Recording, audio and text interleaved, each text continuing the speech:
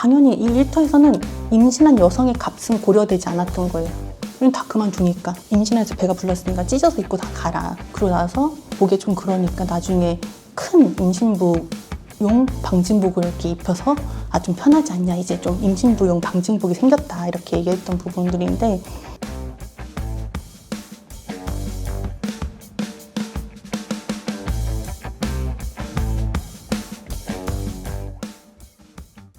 안녕하세요. 저는 셜록의 김보경 기자라고 하고요.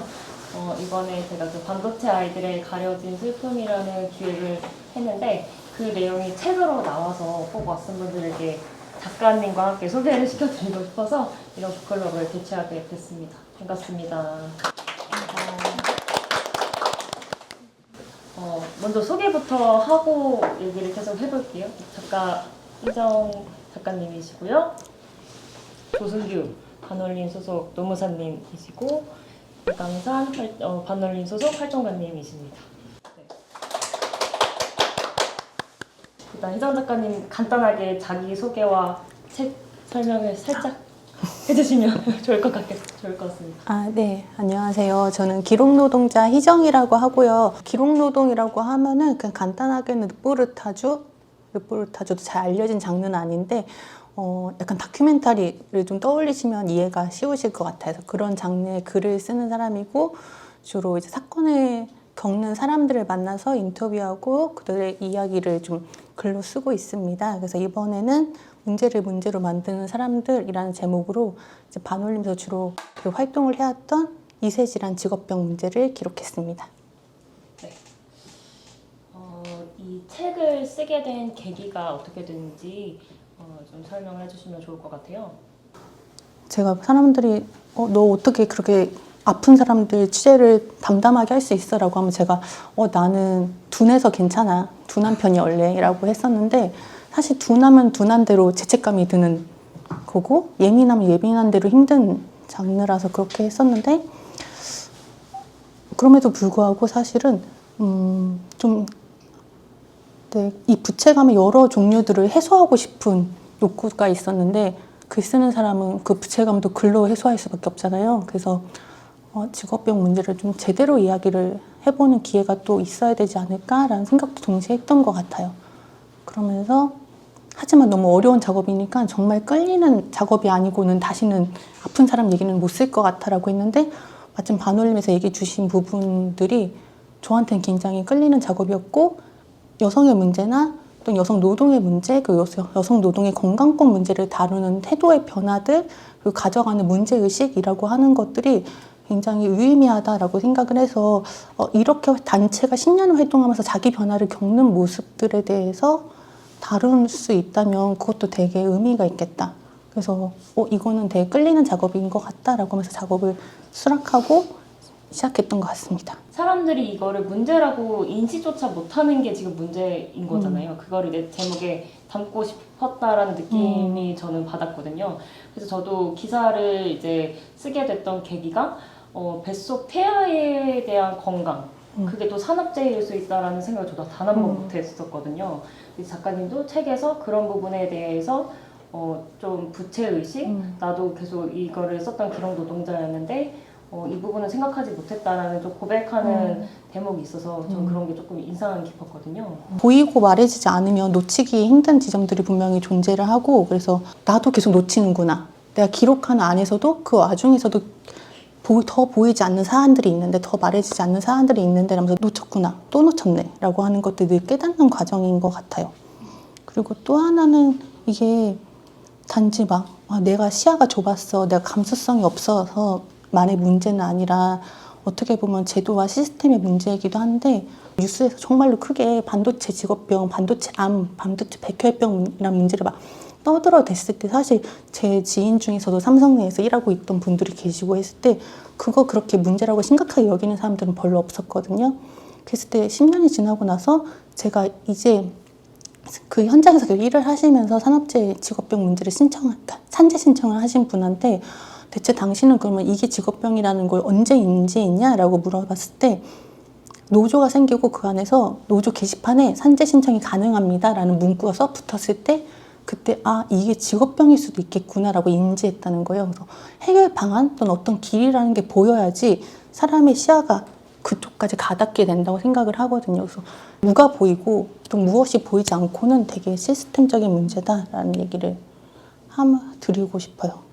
네. 그래서 여성 노동자의 일은 뭐 일다운 일로 여겨지지 않다 보니까 좀 소외가 되지 않았나 이런 생각이 들었거든요.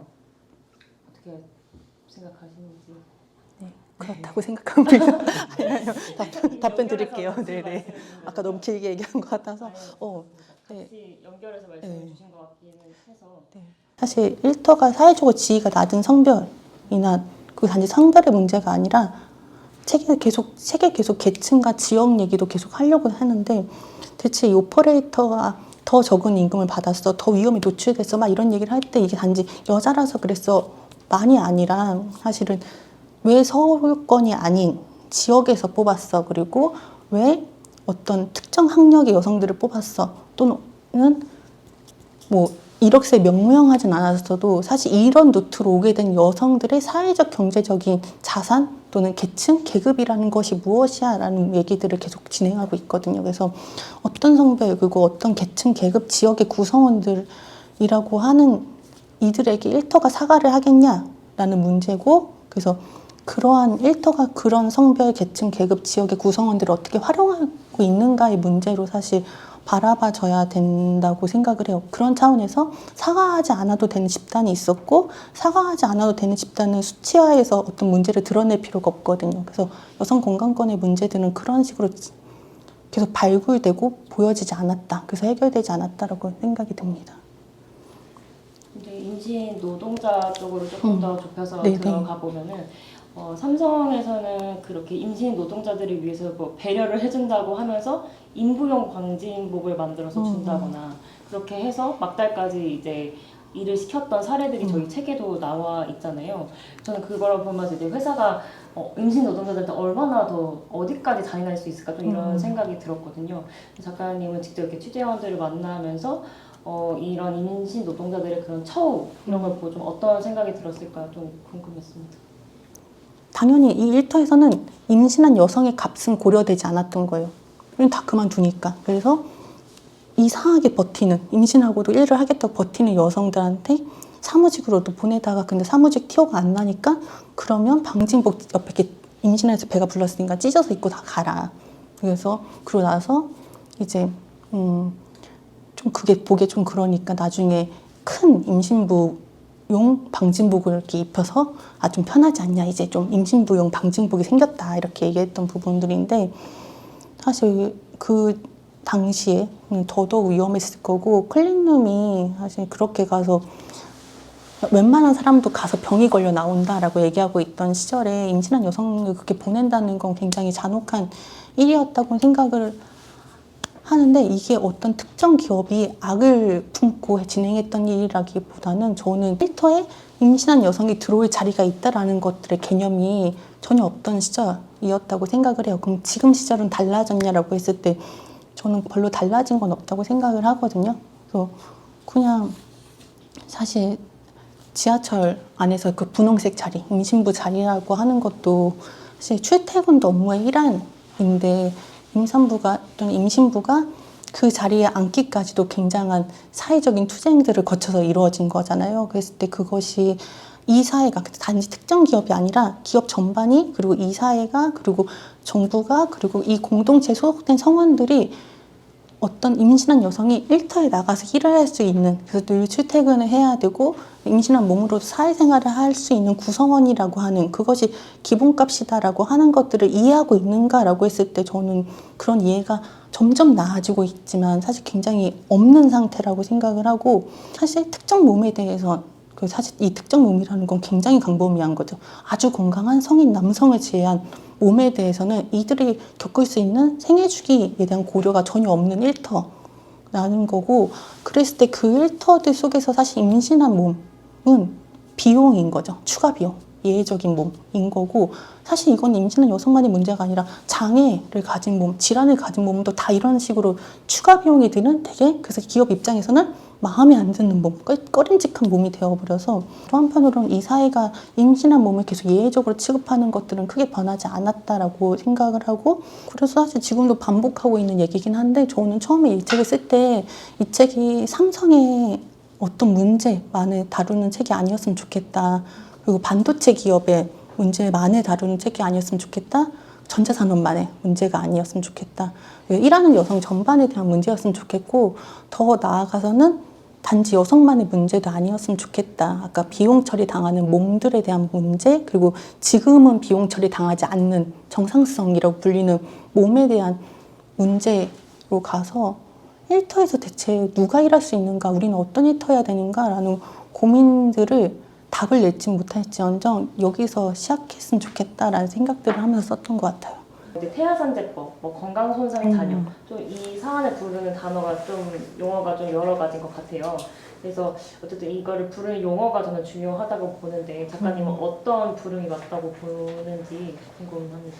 원래 이제 태아산재라는 용어를 안 썼던 이유는 사실 그 이제 태아에 너무 방점이 찍혀서 왜냐면 태아로 이제 이세가 이제 결국 태어나고 그 자라나게 되는데 그리고 저희가 만난 피해자분들도 이제 이미 이 뭐 가장 어린 사람이 고등학생이니까 태아가 아니거든요. 그 이미 사실 그분들 당연히 이제 장애나 이런 질병 안고 살고 결국 이제 살아가게 되잖아요. 그런 점도 있고 또 이제 태아에 이제 방점이 찍히게 되면은 임신 중절권과 관련돼서도 약간 이슈가 있었어요. 그래서 이제 그런 부분들을 저희가 고려를 해서 태아산재라는 용어를 가장 안 쓰려고 했었고 앞으로 만약 제가 정한다면은 생식독성이란 말이 조금 더 알려주면 어떨까. 왜냐면 아무튼 이게 그냥 나타나는 게 아니고 산재는 아무튼 유해 요인이 있으니까 나타나는 거잖아요.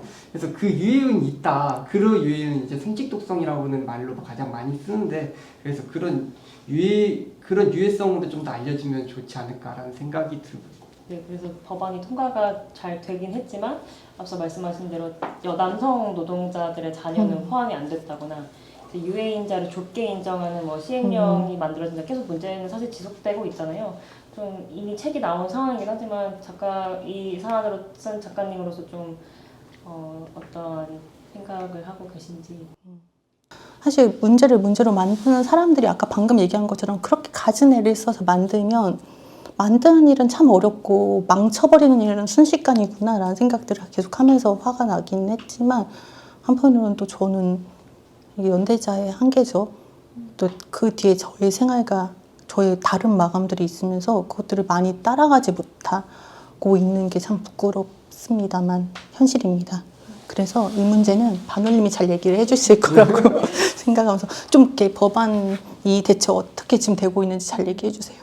일단 세부적으로는 사실 뭐 여러 가지 쟁점들이 있어요. 근데 사실 이제 크게 말씀을 드리면은 우리가 법안 만들 때 당연히 내 맘처럼 되지 않잖아요. 우리가 그렇게 이상적으로 이제 진행이 되진 않고 현실적으로는 항상 법을 통과하는 과정에서 많은 이제 후퇴와 그런 전달이 안 되는 그런 문제들이 이제 있었고 태아산재도 마찬가지고요. 새로운 문제잖아요. 그러다 보니까 당연히 거부 반응이 있고 그러면 이제 그 결과물을 좀 가장 최소한으로 만들자가 되죠. 그러다 보니까 지금의 이런 상황이 오게 된 거예요. 그러니까 이제 원래 여성 간호사들의 문제로 시작이 됐다 보니까 그럼 여성만 해줄게 이렇게 된 거고요.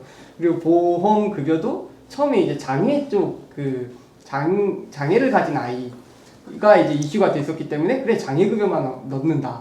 이제 휴업급여는 안 낸다. 뭐 이렇게 이제 된 거죠. 그리고 뭐 산재 이제 인정 그 기준도 이제 유해인자도 최대한 뭐 좁게 만든다. 이제 이렇게 되는 건데 사실 그런 것들 새로운 문제를 이제 접하게 될 때 있어서 당연히 나오게 되는 거부 반응이라고 생각이 들고 사실 한계보다도 이제 아무튼 이런 법이 만들어졌다라는 거는 저는 조금 더 강조를 하고 싶어요. 사실 차별의 문제가 이제 발생을 한다라는 게 단순히 또 노동의 영역에서 그 노동의 층위로서만 만들어지는 것이 아니라 노동이라는 공간 안에서 그것이 젠더의 영역 그리고 아까 다양하게 말씀하신 맥락 그리고 이 사람의 어떤 지역적인 부분들 그런 것들이 융화되어서 만들어진다는 부분이 되게 감명 깊게 읽었고 제가 앞으로 또 활동을 할 때 그러한 여러 다양한 취미의 측면을 고려하면서 활동을 해야 한다는 것에 대해서 네, 되게 좋게 재밌게 읽었던 것 같습니다.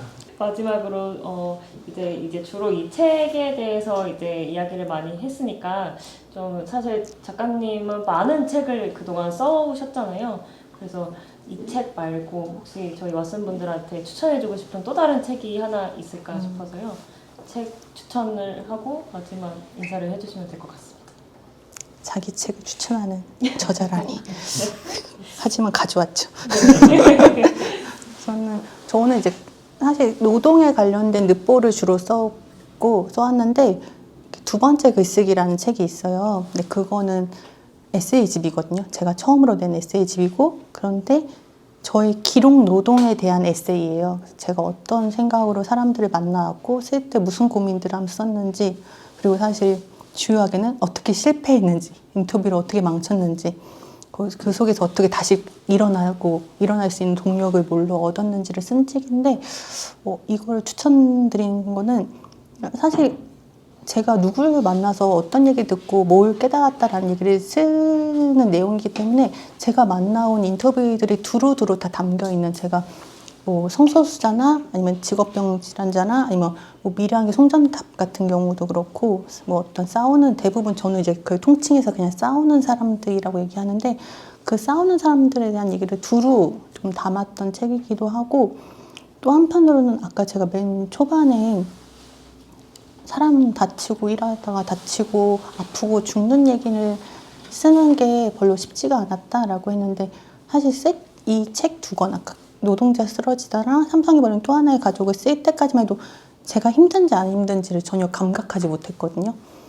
그래서 그냥 써야 되니까 쓰는 거지. 지금 당장 사안이 급한데 라고 해서 썼었는데 제가 두 번째 글쓰기 이 책을 쓰면서 저의 기록 노동을 다시 더듬어 보면서 내가 그때 쓸 때 참으로 슬프고 힘들었구나 라고 하는 것들을 그러니까 처음으로 제 솔직한 마음을 산재를 기록한 제 솔직한 마음을 담은 책이었던 것 같아요. 그래서 아마 이 책의 연속성상에서는 두 번째 글쓰기가 조금 더 읽히기가 좋지 않을까라고 생각을 해서 갖고 왔습니다.